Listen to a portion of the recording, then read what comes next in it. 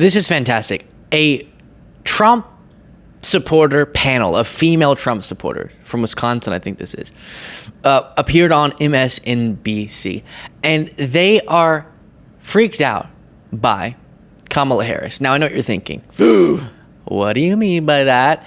We'll see. We'll listen through. But the headline is that essentially the panic we're seeing in MAGA media is translating to just your rank and file Trump supporters. And they feel like Kamala Harris is going to be harder to beat than Joe Biden, and that there's energy. They're feeling. I told you in other segments, we don't have polling yet that we can say is really accurate. We need to wait for this moment to play out, the transition to Kamala Harris being the candidate. But I feel something happening, a vibe that is very exciting, energy, motivation. And it seems that even these female Trump supporters agree that they may not be having the walk on easy street they previously expected. Not that I think they should have thought they were walking on easy street, but that's what they thought. And now they're off easy street. So these were female Trump voters who are actually in Green Bay, Wisconsin. And we spoke to them in the aftermath of Vice President Kamala Harris being the new Democratic nominee. And it was fascinating because there was such a shift in attitude from what I observed just a month earlier when I was in Wisconsin for focus groups. And just a month earlier, Trump voters were pretty confident about a Donald Trump victory. And now with Kamala Harris as the new nominee, they aren't so sure, Chris. Do you think that having Vice President Kamala Harris as the nominee dramatically changes Donald Trump's odds of winning? By the way, love this set. Really interesting. Just trains. Trains, you know? There's just something. Trains. It's good. Winning? I'm worried about it. Yes. I think she's going to go for the minority and female and younger voters. Progressive. Everybody's excited about her, Right. and that scares me. Right. You know, because Trump has to reconfigure where he's going and how they're going to outsmart her. How do you perceive Vice President Harris compared to President Biden in terms of competency and experience? I think she's worse. She doesn't even know what's going on at the border. Right. And that's what she was supposed to be doing and in charge of. I mean, as a school teacher, if I did not do what I was supposed to be doing, you better believe my job would be in jeopardy. Well, it isn't. Not only was her job not in jeopardy, she was just handed a promotion. Is there anyone that Kamala Harris could appoint as her vice president that you would find reassuring, would make you consider voting for her? No. Never considered voting for her. No. I would do RFK Jr. way before her. So, interesting stuff there. Before I react to the headline again, which is the excitement, scares was the word that Trump voter used. Scares her. And that's good, because however scared she might be, what we know is that come January of 2025, we as a movement, if Kamala Harris is the president, are going to be working every day to make that woman's life better. We want to win. We want to make her scared of us winning so that we can uplift all Americans, including her. But it's interesting. Every time they bring up the border, we already addressed in a different segment this border czar talking point. Kamala Harris was never the border czar. She did do diplomacy with South and Central American countries, but not the border czar.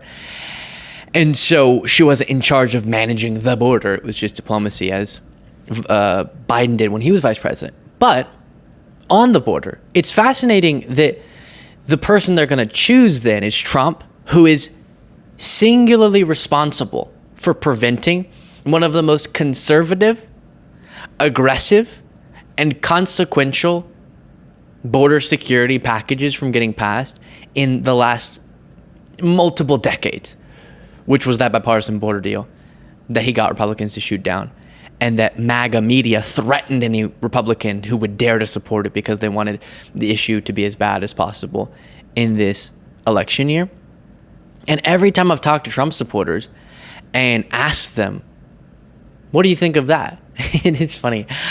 I bring it up every time. Oh, border's a big issue for you? What about the border deal? And they go, I don't know. Never heard of it. And I say, if there were a deal that did like all the stuff that you've wanted, maybe not all the stuff, they have some crazy ideas, but a bunch of the stuff that you've been asking for, bigger investments in border security, preventing fentanyl, asylum officers, etc.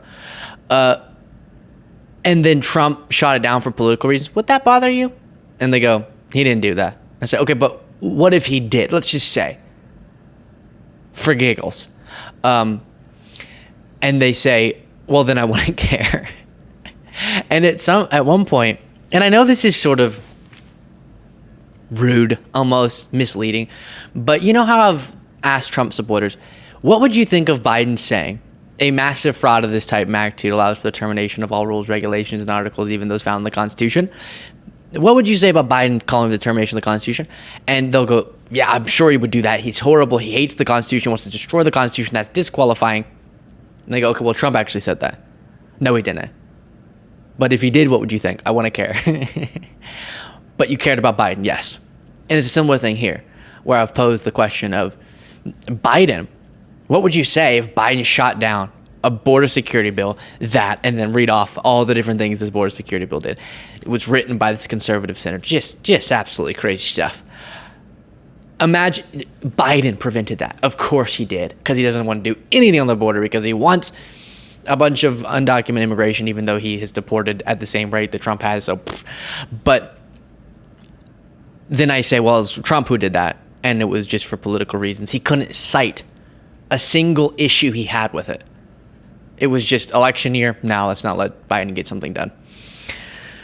So, even if your number one issue is the border, it doesn't seem Trump is your guy, and I do think you should punish him for putting his own political interests over the policy. And if you do look, I'm not going to go through it all again because our full show viewers just heard this in a different segment, but if you go through the record, it is clear that Democrats are willing to and do want to engage on border security and also broader immigration reform, but Republicans just keep refusing, and that's a big bummer, okay? But what's the big point from this? Since I'm trying not to get too much in the weeds on the border thing, it's that even some random Trump supporter in Wisconsin who hates Kamala Harris, who whatever else is very MAGA probably, even she's picking up on, sensing, smelling, hearing of, tasting the pro-Kamala sentiment. I don't think it's fully reflected yet in the polls, to be clear. We saw a poll or two in recent days that indicate the race is already within the margin of error, but nothing has started yet for her.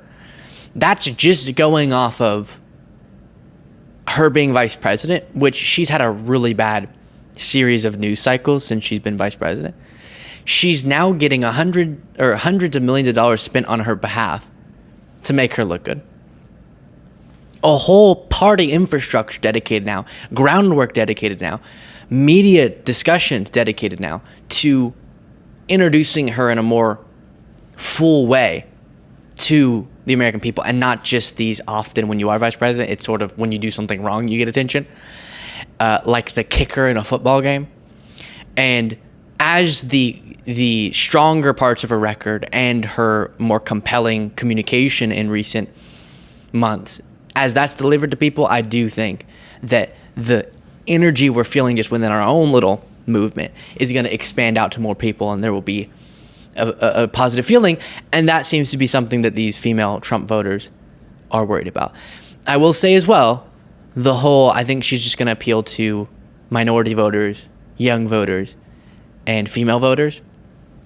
I hope she appeals to those groups.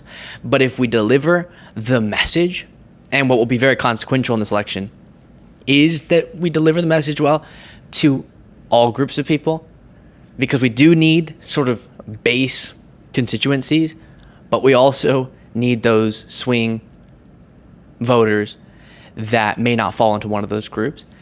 And so making sure our message is one that is universally appealing, I think, is an important takeaway as well. Let me know what you thought of that little conversation with Trump voters. And I'll be having many coming up in a video later on from the rally we're going to today. If you want to get extra content and support the work we do, you can do so by clicking the join button below.